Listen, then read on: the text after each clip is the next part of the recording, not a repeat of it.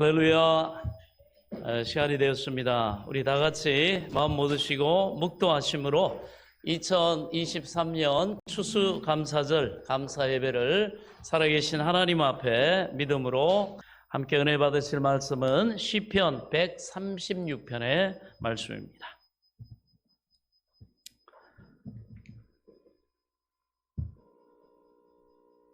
시편 136편 우리 1절부터 26절까지 한 절씩 교도하도록 하겠습니다. 여호와께 감사하라. 그는 선하시며 그 인자하심이 영원함이로다.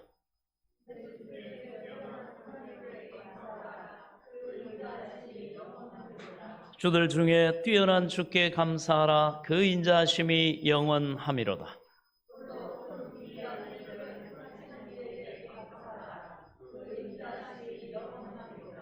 지혜로 하늘을 지으신 이에게 감사하라. 그 인자하심이 영원함이로다.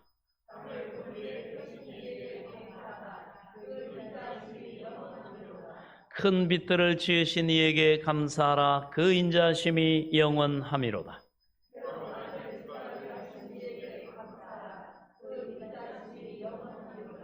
달과 별들로 밤을 주관하게 하신 이에게 감사하라. 그 인자하심이 영원함이로다.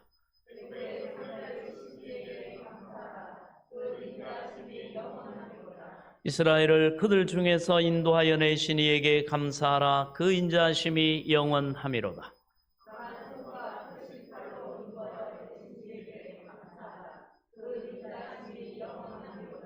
홍해를 가르신 이에게 감사하라. 그 인자하심이 영원함이로다.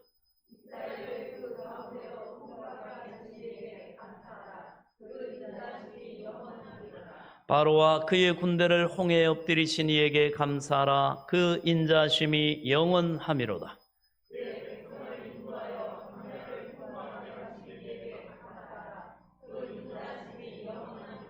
큰 왕들을 치신 이에게 감사하라. 그 인자하심이 영원함이로다.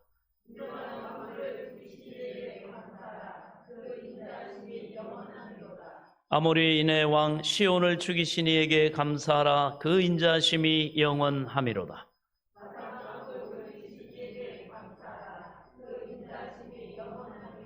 그들의 땅을 기업으로 주신 이에게 감사하라. 그 인자하심이 영원함이로다.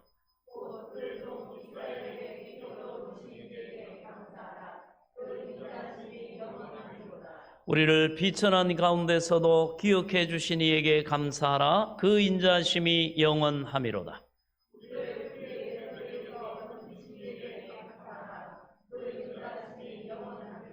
모든 육체 먹을 것을 주신 이에게 감사하라. 그 인자하심이 영원함이로다. 하늘의 하나님께 감사하라. 그 인자하심이 영원함이로다. 아멘. 하나님 은혜를 감사합니다. 오늘도 이 추수감사절에 우리에게 주시는 주의 말씀이 우리에게 참으로 하나님을 아는 지식과 지혜와 구원에 이르는 그러한 능력이 될 수 있도록 겸손히 들을 귀와 깨달을 영을 허락해 주시고 생명과 능력과 복이 되게 하여 주옵소서. 예수 그리스도의 이름으로 간절히 기도하옵나이다. 아멘. 오늘은 추수감사절의 의미라는 제목으로 함께 말씀의 은혜를 나누도록 하겠습니다. 우리 옆 사람과 함께 인사하도록 하겠습니다. 하나님이 당신과 함께 하셨습니다. 하나님이 당신에게 복을 주셨습니다. 그 하나님을 찬양합시다. 우리 박수로 하나님 앞에 할렐루야 영광을 돌리겠습니다. 자, 이 추수감사절의 의미, 오늘 특별히 우리가 추수감사절을 맞이해서 하나님 앞에 감사로 영광을 돌리고 있습니다. 그래서 오늘은 특별히 추수감사절의 의미라는 그런 제목으로 은혜를 함께 나누도록 하겠습니다. 여러분, 우리가 인생을 살아감에 있어서 삶의 성공과 실패는 단순히 우리의 그러한 운명과 환경이 아니라 어떤 운명과 환경에 우리가 놓여 있고 때로는 던져진다 할지라도 그 있는 곳에서 우리가 가지는 우리 마음의 바로 그 태도에 우리의 삶의 성공과 실패가 달려 있다고 하는 것입니다. 그래서 하나님은 너희가 어떤 상황과 처지 환경에 있더라도 너희는 무릇 지킬 만한 것보다 네 마음을 지켜라. 왜 그러냐? 생명의 근원이 이어서 남이니라. 주님은 말씀합니다. 네 환경이 너를 복되게 하고 너를 평안하게 하고 너를 성공시키는 것이 아니다. 뭐라고 하십니까? 영혼이 잘된 같이 범사가 잘되고 네가 강건하다. 아멘. 그것이 하나님의 뜻입니다.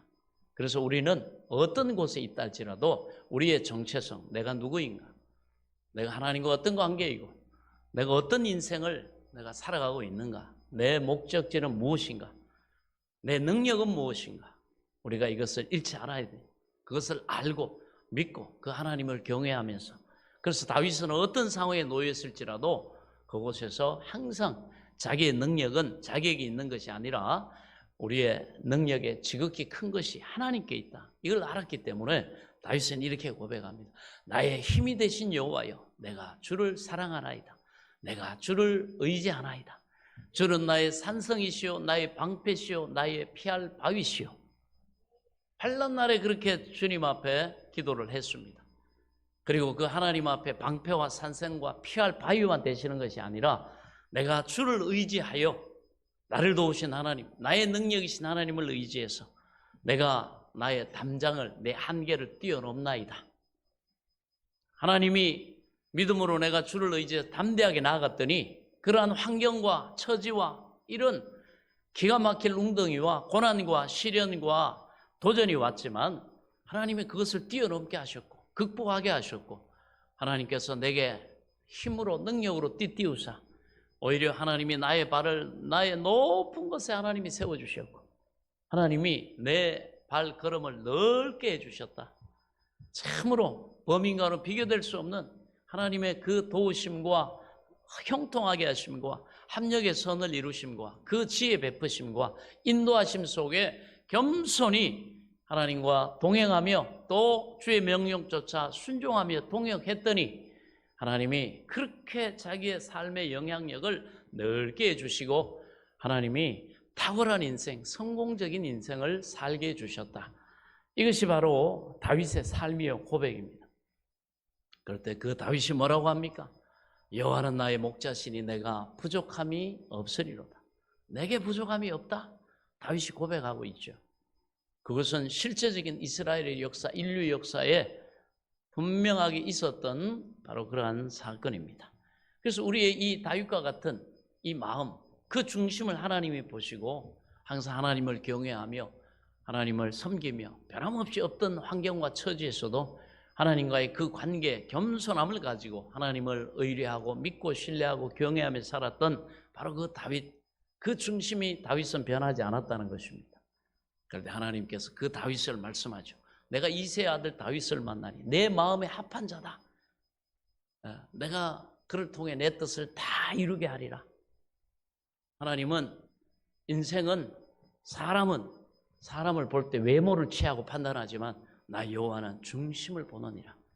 하나님이 다윗을 그 양 우리의 그 목장에서 택하셔서 또 이스라엘의 왕으로 세우시고 하나님의 영광을 나타내신 것은 바로 하나님이 보실 때 합하다는 것은 그 다윗의 마음 중심이 하나님을 향해서 바로 이러했다는 것입니다.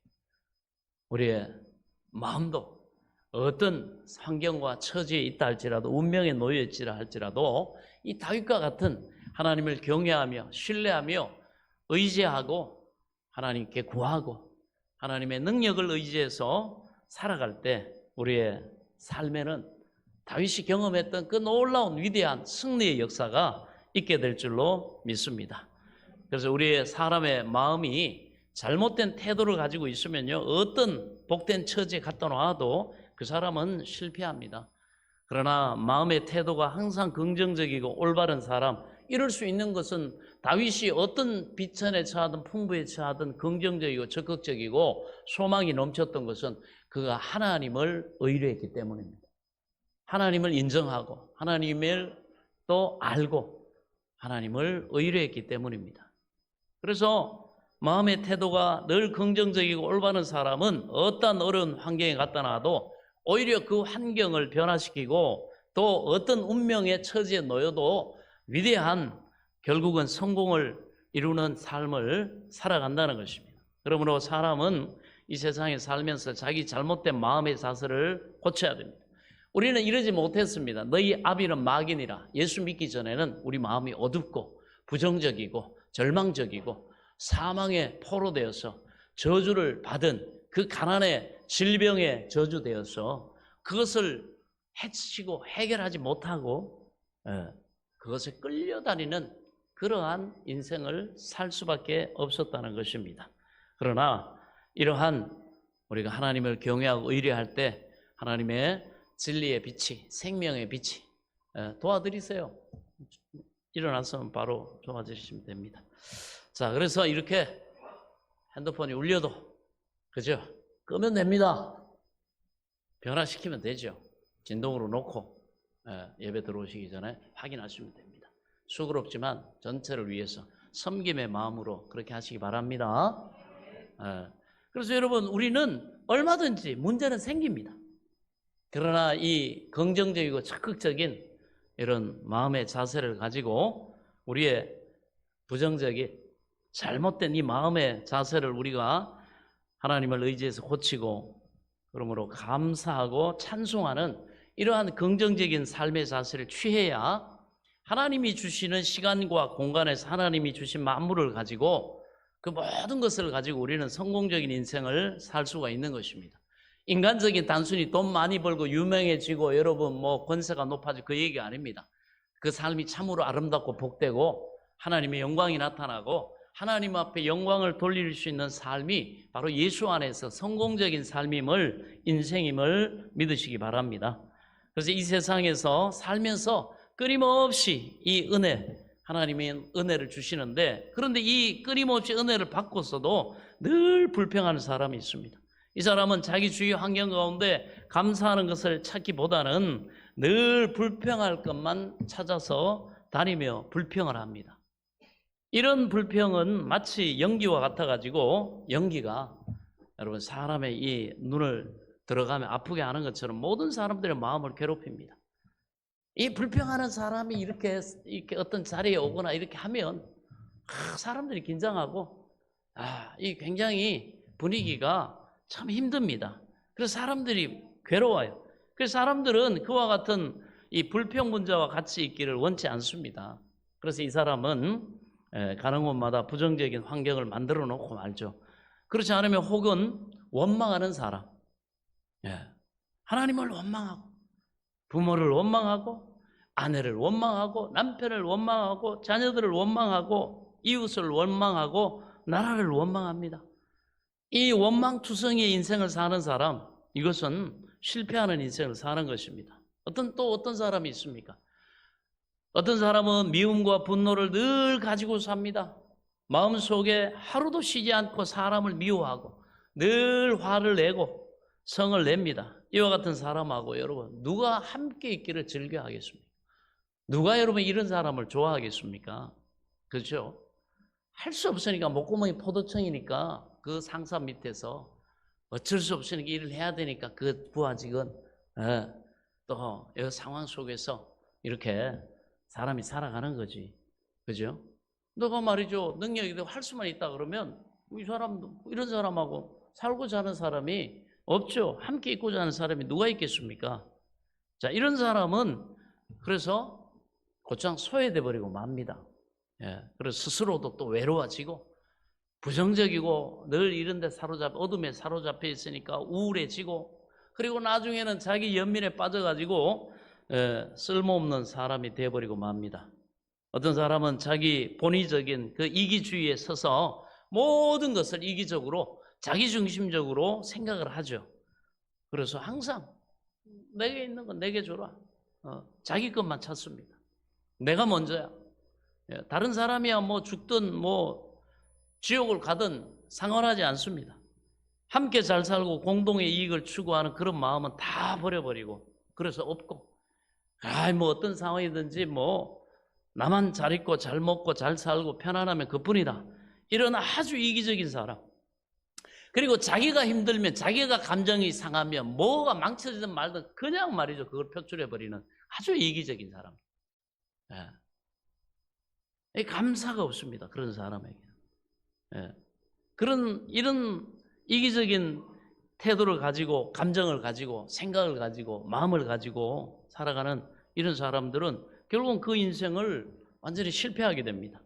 여러분, 이와 같이 잘못된 마음의 태도를 가지고 살면은 그 마음 속에 늘 부정적인 생각과 태도가 꽉 들어차게 되고, 그것을 가지고 어느 곳에 가든지 사람들과 대립하고 오해를 가지고 불협화음을 가져오게 되어 있습니다. 우리 혼자 있을 때 혼자 말을 잘해야 됩니다. 혼자 말할 때 부정적이고 비판적이고 막 어떤 안 좋은 이런 생각들을 증폭하고 막 이렇게 한 사람들은 갑자기 그런 환경이 주어지면 툭 튀어나온단 말이에요. 그래서 평소에도 우리는 마음 관리. 그래서 우리가 말하는 것들은 하나님이 다 들으시고 내 말이 내 귀에 들린 대로 해 주신다고 했기 때문에, 특히나 혼자 있을 때 여러분 고백하는 것들은 자기의 어떤 그 정체성과 모든 마음의 방향을 다 녹여내기 때문에 혼자 있을 때 우리는 항상 긍정적이고 하나님 안에서 소망을 가지고 믿음을 가지고 자꾸 이렇게 혼자 말하는 걸 여러분 훈련해야 됩니다. 혼자 말하는 것이 부정적이고 비판적이고 여러분 미움과 증오와 이걸 담아내면 그 환경이 만들어지면 생각할 틈도 없이 갑자기 툭 튀어나옵니다. 감정이 먼저 앞서고 모든 걸 망쳐놓은 마귀의 그러한 충동질에 속아가지고 일을 망쳐놔버려요. 그러나 여러분 성숙되고 또 이렇게 선한 그 분량이 찬 사람들 어떻습니까? 오히려 주변에서 그렇게 얘기하고 한다고 해서 휘둘리지 않고 오히려 그 방향을 어떻게 합니까? 사람들의 막 부정적이고 비판적이고 서로 막 분쟁을 일으키고 한 상황을 탁 참고 그 긍정적인 방향으로, 소망된 방향으로 끌어갈 수 있는 탁월한 능력이 주어진다는 사실을 믿으시기 바랍니다. 부하 직원들이 여러분 직장에서 생활할 때 내가 말이야 이런 일이나 하려고 내가 여기 왔나? 아니 내가 이런 허드렛 일이나 하려고 내가 어떤 사람인데, 그러면서 부하 직원으로 이렇게 할 때 혼자 이런 말을 하면서 또 때로는 뒤치대거리를 하면서도 그렇게 불만을 가지고 자꾸 말하고 이렇게 하고, 그리고 상사 입장에서는 이 부하 직원들이 요즘 말이지 뭐 이렇게 세태가 많이 달라져 가지고 말이야 이렇게 지각이나 하고 또 이렇게 지각해 가지고 오는데 옷은 저게 무슨 꼴이야? 저 머리는 뭐야? 나를 무시하는 거야? 이런 생각을 혼자 하면서 이렇게 했다고 생각해 보세요. 회의가 딱 열렸을 때 갑자기 그 부정적인 생각을 평소에 말을 하고 있다가 서로 감정이 상하고 분위기가 늦고 막 그렇게 됐을 때 한마디를 던지면 어떻게 되겠습니까? 아니 말이죠, 우리 한번 회의 들어가기 전에 우리 각자 의견들 한번 얘기해 보자, 자유롭게 한번 토론을 해보자, 이런 기회를 딱 주면은 어떤 말이 나옵니까? 좀 전까지 이렇게 혼자서 이렇게 부정적인 말을 하고 또 이렇게 비판적이고 이런 감정이 섞인 이 말을 낸 사람은 갑자기 그 얘기 나오면 어떻게 합니까? 툭 튀어나와요. 제가 말이죠, 이런 일을 하려고 온 건 아니잖아요. 뭐 하는 짓입니까? 이렇게 할 때. 그러면은 그 얘기를 받아가지고 그 부서장이 뭐라고 하겠습니까? 대치면 서로 부정적인 칼날이 부딪히죠. 성숙되지 않으면 바로 이렇게 튀어나갑니다. 야, 나는 네가 그렇게 함부로 얘기하는 이까짓 일을 나는 20년째 하고 있다. 보니까 이거 회의할 태도도 안 돼 있고, 이거 뭐야? 왜 지각하고 또 몰골들은 그게 뭐야? 도대체 회의를 하겠다는 거야, 말겠다는 거야? 때려쳐. 그만. 회의 끝. 이렇게 나가지 않겠어요? 그러면 여러분 성숙한 리더라고 하면 어떻게 하겠습니까? 그것을 그 부정적인 말 직원들이 아주 미숙하고 해서 그런 얘기할 때 어떻게 하겠습니까? 내가 들어보니까 아직도 누구누구 인턴은 누구누구 사원은 아직 자기가 하는 역할에 대해서 잘 모르는 것 같은데 한번 설명을 이렇게 잘 해줬으면 좋겠다.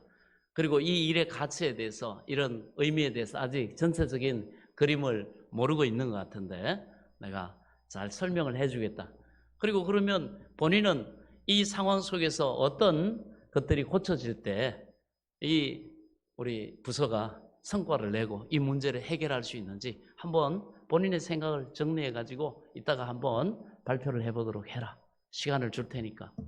이렇게 바꿔질 수 있거든. 그러나 여러분 그 마음에 원망과 불평과 비판과 이 부정적인 것들이 꽉 들어차 있는 사람들은 이렇게 어떤 상황을 만나버리면요, 그 부정적인 상황에 오히려 뭡니까? 기름을 끼워 얹습니다. 부정적인 사람 한 사람, 그리고 불평하는 사람, 그 사람 부딪혀버리면 뭐 볼 것도 없습니다. 완전히 그 기반 자체를 깨뜨려 버립니다. 둘이서. 그래서 사람이 성숙하고 지혜롭다는 건 뭐겠습니까? 이런저런 연륜을 통해서 오랜 인생을 살았는데도 불구하고 부정적인 환경이나 사람들이나 말이나 이 분위기를 긍정적으로 끌고 갈 수 없는 사람을 리더라고 할 수가 없습니다. 그러나 이렇게 준비된 하나님의 긍정의 믿음의 소망의 하나님의 사랑을 듬뿍 받아가지고 그 긍정적인 자아가 이 복된 자아가 딱 회복되어 있고 그런 사람은 평소에도 어떻게 합니까? 소망의 생각, 하나님이 은혜 베푸실 것에 대한 기대 이런 것들을 늘 생각하고 그리고 어떤 부정적인 환경과 여건이 있어도 항상 하나님이 나를 변화시키고 나의 환경을 변화시키고 나의 삶을 복되게 변화시키고 하나님이 여호와 이레로 모든 능력을 내가 그것을 소망하고 걸어갈 때 나의 인생 여정 속에 예비해 뒀을 거야. 이런 여러분 소망을 가지고 살아가는 사람은 마음이 밝고 활기차고 긍정적이고 생각과 말이 여러분 소망되죠. 그러니 어찌 이 사람의 감정이 날이 서 있고 사람 상대를 찌르고 그렇게 하겠습니까? 오히려 그런 미숙한 사람들까지 받아가지고 어떻게 해요? 방향을 자기가 긍정과 소망의 그런 공동체, 오히려 그 사람들의 숨겨져 있는 긍정적인 에너지까지 소망의 에너지까지 여러분 일깨울 수 있는 그 사람이 여러분 참된 공동체의 리더가 된다는 사실을 깨달을 수 있기를 바랍니다. 그래서 여러분 이 원망하지 않고 불평하지 않는 것만으로도 얼마나 이것이 큰 능력이 되는지 모릅니다. 그러나 사람들은 많이 이 미움과 분노를 가지고 살죠. 이런 사람들은 스스로도 굉장히 힘들어지고 스스로도 굉장히 자기 자신의 가치를 이렇게 폄하해 버립니다. 나는 원래 그래. 내 인생은 이게 맞아. 이렇게 지지고 볶고 서로 감정 싸우고 그리고 내 마음이 내 감정이 격해지면 까짓거 뭐 들러붙고 다시 시작하면 되지. 이런 여러분 생각을 극단적인 생각을 가지게 되기 때문에 그 인생은 계속 되풀이돼도 계속 실패하게 됩니다. 여러분 이와 같이 마음에 잘못된 태도를 가지고 살면은 그 마음 속에 이러한 부정적인 말, 부정적인 태도 이런 것들이 확 들어차게 되죠. 이러므로 여러분 이런 사람이 되면 아무도 그 사람을 도와주는 사람이 없어집니다. 자기의 친가족도 때로는 멀리하고 피하고 싶고 친척들도 멀리하고 친구도 멀리하고 떠나버리고 맙니다. 여러분 이러한 사람들은 자기를 도와줄 수 있는 혈육이나 친구나 이웃을 잃게 되고 하나님의 은혜조차 빼앗겨버리고 맙니다. 여러분 하나님께 복을 받지 못하는 사람들 보세요. 주변에 정말 좋은 사람이 있는가? 그런데 자기 스스로가 그 좋은 사람을 알아보질 못합니다. 끼리끼리 유유상종이라고. 여러분 우리가 영혼이 잘되면 같이 주변에 좋은 사람들을 알아볼 수 있게 되고 그 사람들의 사랑의 마음을 알 수 있고요. 그리고 그걸 받아들이고 그런 좋은 관계가 만들어지기 때문에 하나님이 뭐라고 합니까? 우리 부흥사 목사님들이 많이 외쳤죠. 신통하면 하나님과 잘 통하면 인통하고 사람하고 잘 통한다. 복된 관계 서로 사랑하고 격려하고 서로 위하고 섬기고 그렇게 되면 어떻게 해요? 인통하면 물통한다. 예. 왜? 물질의 복은 사람을 통해 오기 때문에, 만남을 통해 오기 때문에. 여러분, 좋은 사람 만나면 그 인생 좋아집니다. 여러분, 좋았던 삶에 나쁜 사람 한번 만나보세요. 그 삶이 완전히 여러분 피폐해지고 어려워집니다. 그렇습니다. 그러나 그와 반면에 인생을 항상 감사와 찬송으로 사는 사람들이 있습니다. 어느 곳에 가든지 그는 감사할 것을 찾고 찬양할 것을 찾습니다. 좋은 것을 가지고만 감사하는 게 아니라 좋지 않고 어려운 일에도 늘 감사하고 하나님을 알기 때문에 소망함으로 찬송하는 사람이 있습니다. 이런 사람은 같이 살기에 참으로 즐거운 사람입니다. 언제나 그 사람은 마음이 밝고 맑고 환하고 긍정적이고 적극적이고 항상 신선한 에너지를 줍니다. 감사와 찬송은 우리의 마음을 밝고 맑고 이렇게 환하게 만든다는 사실을 믿으시기 바랍니다. 또 이 세상에 살면서 언제나 마음에 사랑의 동기를 가지고 살면서 사람들을 이해하고 동정하려고 애쓰고 편벽됨이 없는 이해하는 마음을 가지고 사는 사람들이 있습니다. 이게 섬김의 마음이라고 할 수 있죠. 이런 사람들은 언제나 그 마음이 긍정적이고 적극적입니다. 이런 태도를 가지고 있으면 많은 돕는 사람, 그 사람과 함께하고 싶어하는 사람들이 많이 생겨나고, 그 다음에 친구가 생겨나고 동지가 생겨나고, 여러분 목숨까지 함께할 그런 동지가 생겨납니다. 그래서 어려운 일을 당하면 수많은 사람들이 와서 함께 짐을 짊어져 주고, 이런 사람이 또 엎드려서 기도하면 하늘에 계신 하나님조차도 그 기도를 기쁘게 들어주시는 줄 믿으시기 바랍니다. 그래서 하나님은 우리에게 범사에 감사하라고 말씀합니다. 이 범사에 감사라는 것은 좋은 일만 범사가 아닙니다. 나쁜 일도 범사에 속합니다. 그래서 좋은 일은 하나님께서 좋게 해주시니까 감사한 일이고, 나쁜 일이 생겨도 그 나쁜 일조차 내가 기도하고 하나님의 뜻을 쫓아 나아가면 종국적으로 합쳐서 합력해서 하나님께서 좋게 만들어주시는 것을 믿고 감사드릴 수 있는, 바로 이 범사에 감사하는 마음을 하나님은 가지라, 이렇게 우리에게 말씀하고 계심을 믿으시기 바랍니다. 여러분, 더구나 하나님의 축복을 받고도 원망, 불평, 탄식하는 사람들은 하나님 앞에 설 수 있는 자격이 없습니다. 우리는 하나님께서 한 해 동안 베풀어 주신 축복을 일일이 헤아려보고 그 축복을 가지고서 하나님께 큰 감사를 드리고 하나님을 찬양해야 하는 것입니다. 그것이 하나님의 백성의 마땅한 도리입니다. 여러분, 아이고 내 인생은 옆집과 비교해서 저 사람과 비교해서 뭐라고 여러분 얘기할지 모르지만, 여러분 우리의 이 일상 이렇게 평안하게 포탄 떨어질 공포감 가지지 않고 예배드린 것 정말 감사해야 됩니다. 우크라이나는 어디에 지금 러시아의 미사일이 떨어질지 모르기 때문에 여러분 예배를 이렇게 드릴 수가 없습니다. 여러분들이 하루 힘차게 아침에 일어나가지고 여러분 가족들과 함께 아침을 맞이하고 하는 그런 평안한 가정과 집과 잠자리가 없어요. 우리가 나가서 열심히 일할 수 있는 그런 기회, 우리가 성취를 가져올 수 있는 그런 기회, 직장, 이런 안정된 것들이 전쟁이 일어난 그 상황이 어떻게 있습니까? 우리가 그리고 또 동료들과 함께 같이 또 교제하고 또 함께 미래를 꿈꾸고 일하고, 그 다음에 그 피곤한 몸을 이끌고 돌아왔을 때 따뜻하게 맞아줄 수 있는 그런 가족들, 함께 도란도란 앉아서 같이 밥을 먹을 수 있고, 같이 여러분 두려움 없이 그 회복할 수 있는 잠자리에 들 수 있다는 거, 그게 크든 적든 많든 적든 좋든 수준의 차이가 있겠지만 그 상황, 이 모든 것들이 평범한 것들이 당연한 것이 아니라 오늘 우리가 찬양팀이 찬양했던 것처럼 하나님의 은혜임을 감사하시기 바랍니다. 얼마나 여러분 우리하고 비교했을 때 우리보다 못한 사람이 지구상에는 그 어려움 속에 살아가는 사람들이 너무너무 많습니다.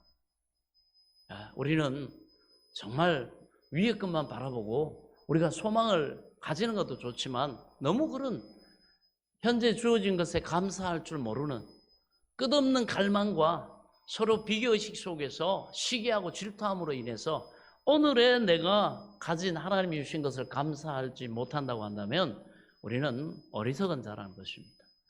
여러분, 우리는 감사에도 부족함이 없는 하나님이 감사의 조건을 이미 우리에게 베풀어 주셨다는 사실을 믿으시기 바랍니다.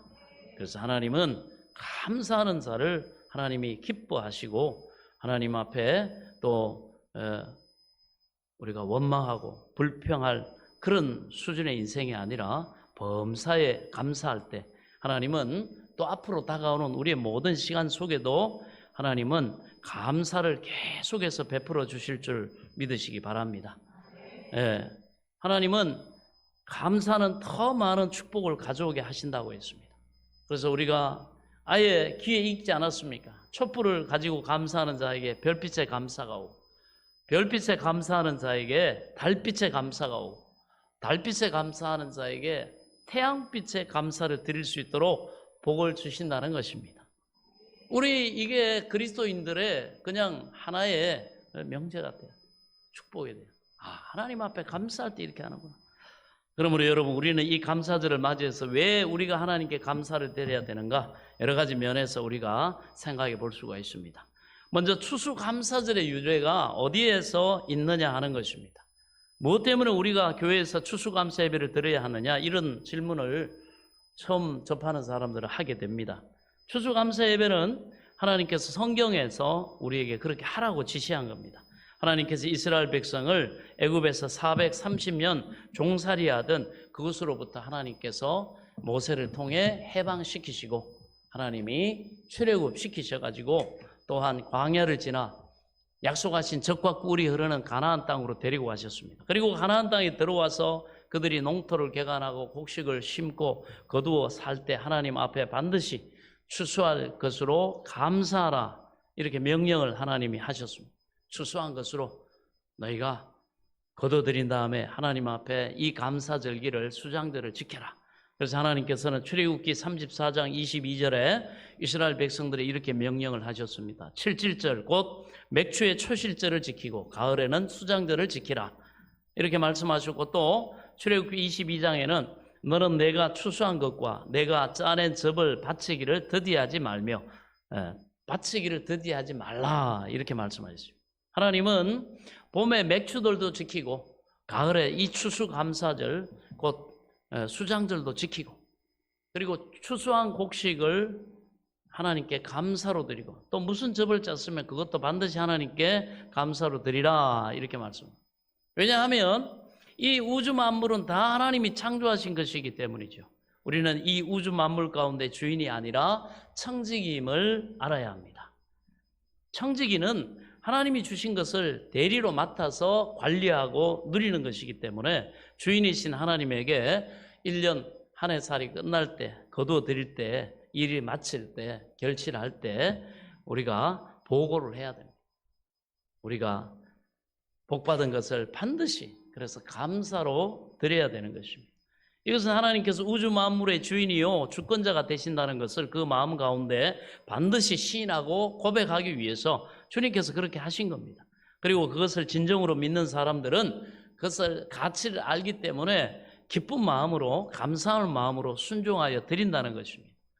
그리고 잠언서 3장 9절에 보면 내 재물과 내 소산물의 처음 익은 열매로 여호와를 공경하라. 그리하면 내 창고가 가득히 차고 내 포도즙 틀에 새 포도즙이 넘치리라고 하셨습니다.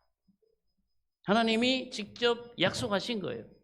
우리 하나님께서는 우리에게 복을 주는 하나의 조건으로서 우리 하나님 앞에 먼저 처음 익은 열매로 감사하고 하나님께 예배하는 것입니다. 하나님께서 이와 같이 실제로 우리의 물질을 가지고 우리가 감사하고 예배하면 하나님께서 그 조건 위에 하늘 문을 여시고 복을 주셔서 우리 창고가 가득하고 또 포도즙 틀에 새 포도즙이 넘치도록 그렇게 만들어 주겠다 약속하고 있습니다. 제가 지어낸 말이 아니죠. 성경에 그대로 하나님이 이것을 약속하고 계십니다. 하나님은 우리 하나님의 백성들이 와서 하나님께 감사하기를 굉장히 고대하고 계십니다. 그래서 시편 50편 23절에 보면 감사로 제사를 드리는 자가 나를 영화롭게 하나니 그의 행위를 옳게 하는 자에게 내가 하나님의 구원을 보이리라. 하나님이 약속하셨습니다. 오늘 세상 사람들은 타락한 이후로 불평의 병에 걸려 있습니다. 아담과 하와의 타락 이후로 그 부패한 마음속에 가장 강력한 세력이 원망과 불평입니다.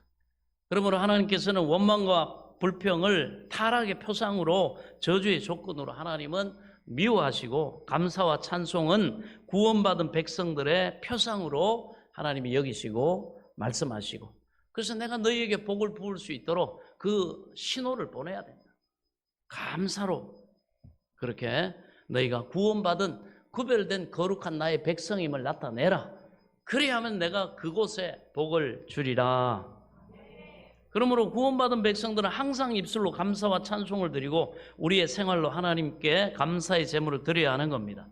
이스라엘 백성들이 하나님의 인도를 받아서 430년 동안 종살이하던 애굽에서 나와가지고 젖과 꿀이 흐르는 가나안 땅으로 가는 도중에 얼마나 불평을 많이 했습니까? 조금만 어려운 일을 당하면 그만 하나님을 바라보지 않고 환경을 바라보고 그 절망적인 조건을 바라보고 하나님을 원망하고 꼭 지도자인 모세를 원망한 것입니다. 하나님께서는 그 원망에 몸소리 치셨습니다. 하나님 원망에 대해서 하나님 너무너무 왜?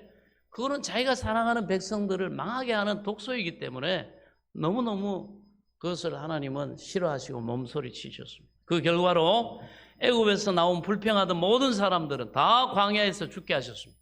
감사할 줄 모르는 사람에게는 하나님께서 젖과 꿀이 흐르는 가나안 땅에 들어갈 자격이 없다고 말씀하셨습니다.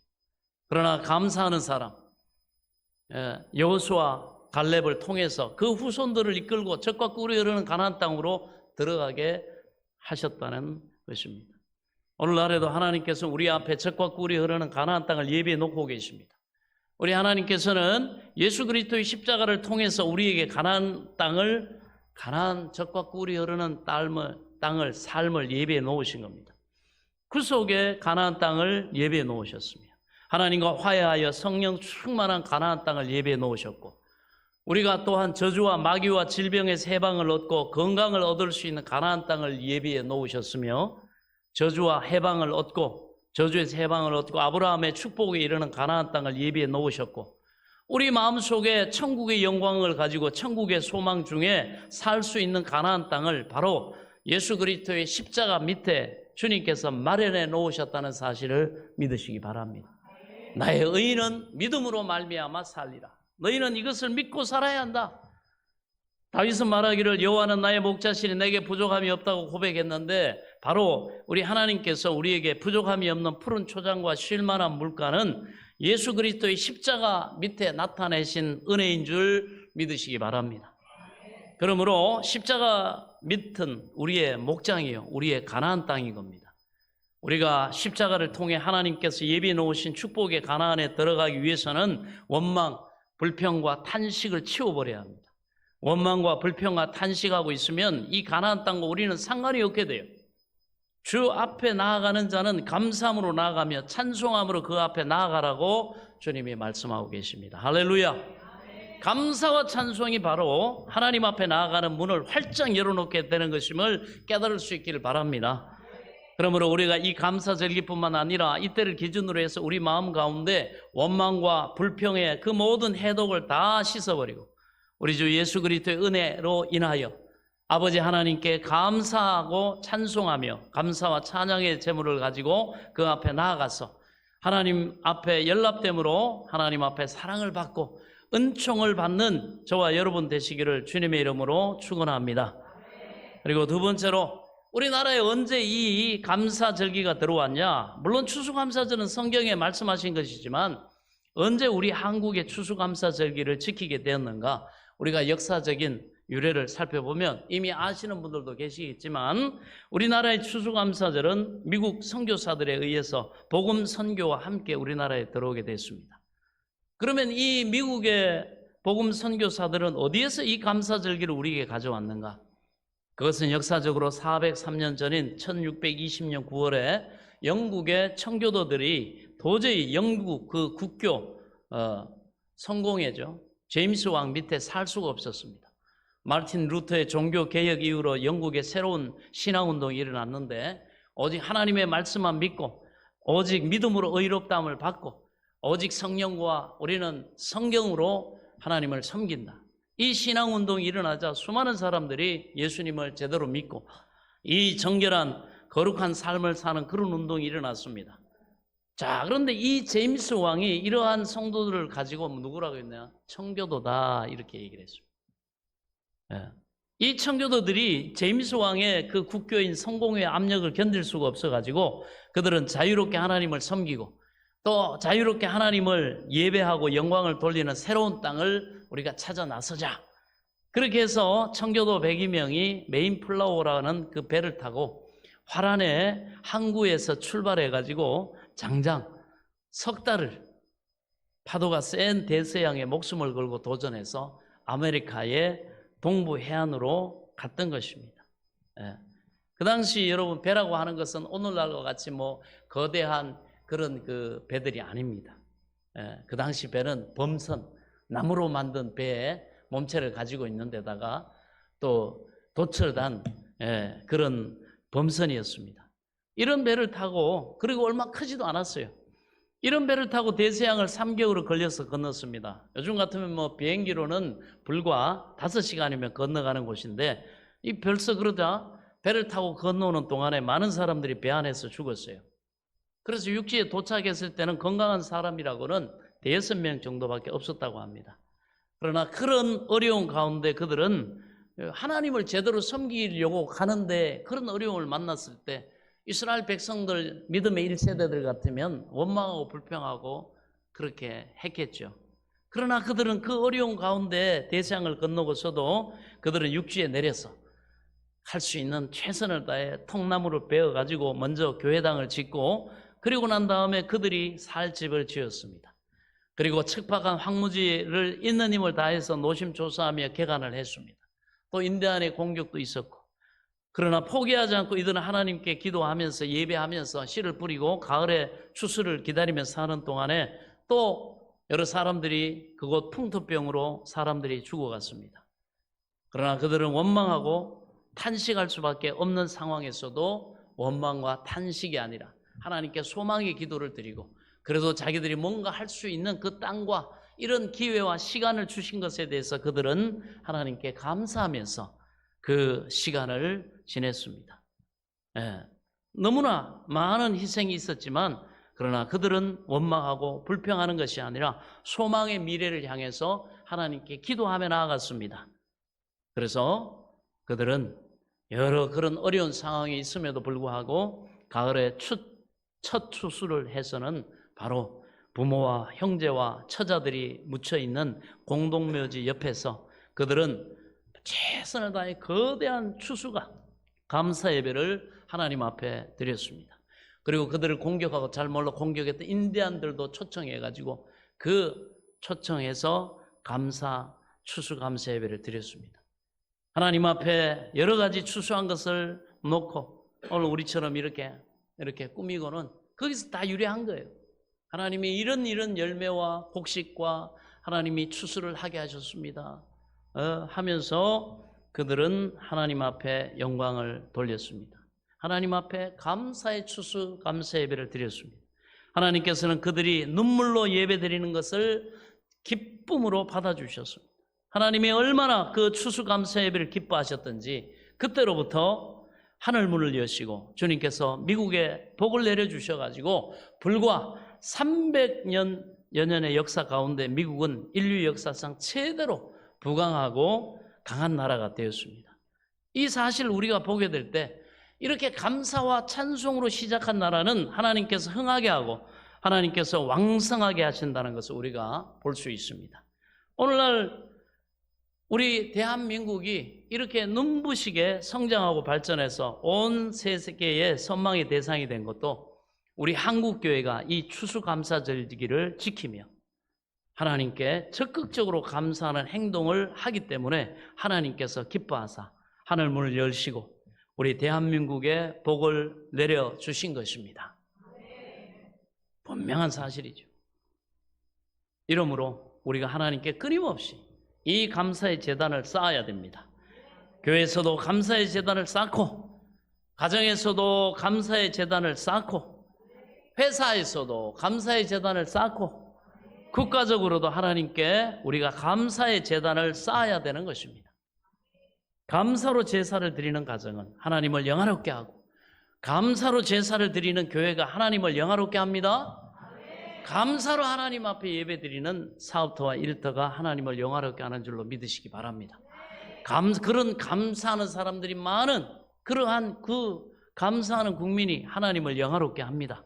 하나님을 영화롭게 하고 여러분 빈손으로 돌아올 수가 없습니다. 왜냐하면 하나님을 영화롭게 하면 그 하나님이 그 오른팔에 능력을 나타내 주셔서 우리에게 하나님의 구원을 베풀어 주시는 것을 믿으시기 바랍니다. 예. 하나님은 우리 영혼이 잘된 같이 범사가 잘되고 강건하고 생명을 얻되 넘치게 얻는 이 기적을 반드시 우리에게 베풀어 주십니다. 이러므로 우리는 매일같이 결심하고 좋을 때나 나쁠 때나 밝은 날이나 어두운 날이나 맑은 날이나 비 오는 날이나 하나님 앞에 감사할 조건을 찾아서 하나님께 감사 찬송하며 감사드리는 삶을 살아야 합니다. 하박국 선지자가 뭐라고 합니까? 비록 무화과 잎이 마르고 포도나무에 열매가 없고 외양간에 소가 없을지라도 나는 여호와를 인하여 하나님이 채우시고 하나님이 열매 주시면 또 바꾸시면 바꾸어지니까. 그러니까 하박국이 나는 여호와를 인하여 기뻐하고 즐거워하며 내 구원의 하나님으로 인하여 나는 즐거워하노라 찬양하는 걸 볼 수가 있습니다. 자, 그러면 왜 하나님은 추수감사를 기뻐하시는가? 그것을 우리가 보면 이유를 알아야 됩니다. 먼저는 추수감사 행위는 하나님을 인정하는 것이기 때문에 우리는 하나님께 드려야 하고 하나님이 기뻐하시는 것입니다. 하나님께서 하늘도 하나님이 지으셨고 땅도 하나님이 지으셨습니다. 바다도 육지도 그 가운데 충만한 것을 다 하나님이 지으셔서 우리 인생들에게 그것을 공짜로 주시고 햇빛을 또 값없이 주시고 이 숨쉬는 공기를 값없이 주시고 마시는 물을 값없이 주시고 이 세상의 오국백과를 주님께서 다 우리에게 주셨습니다. 하나님이 주신 것들이 얼마나 풍성합니까? 예, 풍성하죠. 또 우리는 거기다가 조그마한 인간의 노력을 가공을 더했을 뿐이죠. 하나님이 주신 거에다가 살짝 가공한 것밖에 없어요. 그 모든 것은 하나님께서 우리에게 주신 겁니다. 그러므로 하나님께서 우리에게 주신 것을 우리가 받아서 누리고 그것을 가지고 하나님 앞에 진정한 감사를 드릴 때 우리는 하나님의 은택으로 우리의 남은 삶을 살아가게 되는 줄 믿으시기 바랍니다. 하나님이 우리의 생업과 우리의 모든 것에 하나님이 개입하시는 거예요. 그 믿음의 고백대로. 하나님은 우주의 창조자가 되시고 우리의 주가 되십니다. 우리는 하나님의 기르시는 양이요 하나님의 백성임을 믿으시기 바랍니다. 이것을 고백하고 우리가 겸비하게 하나님께 이것을 고백하는 행위가 바로 이런 추수감사 행위입니다. 타락한 이후로 인간들은 인본주의에 서서 하나님을 내쫓아버렸습니다. 인간을 하나님의 자리에 앉혀놓고 인간 스스로가 하나님이 돼가지고 자기가 스스로를 자랑하고 찬양하고 칭찬하고 서로서로 인간끼리 기재기를 하면서 서로서로를 교만되게 세워주고 칭찬하고 살아왔습니다. 하나님은 이 인본주의를 미워하십니다. 인본주의를 따라가는 모든 사람들은 마지막 심판을 받고 불과 유황으로 타는 못에 떨어질 것입니다. 인본주의에 처한 사람은 하나님을 인정도 아니하고 하나님께 절대로 감사하지 않습니다. 오히려 하나님이 자기 걸 빼앗아 간다고 생각합니다. 그러나 추수감사 예배를 드리는 사람은 1년 내내 우리를 두루 살펴주시며 우리에게 복을 주신 하나님이 계신 것을 인정하고 그 하나님께 감사 예배를 드리기 때문에 하나님께서 기뻐하시는 줄 믿으시기 바랍니다. 여러분, 이 세상의 모든 인격자는 인정받기를 원합니다. 인격을 가진 사람은 무시당하고 멸시당하면요, 거기 소외되고 소멸합니다. 어떤 남편도 무시당하면 남편은 아무 일 못합니다. 어떤 아내도 무시당하면 그 가정의 생기를 잃어버리고 삶의 의욕을 상실해버립니다.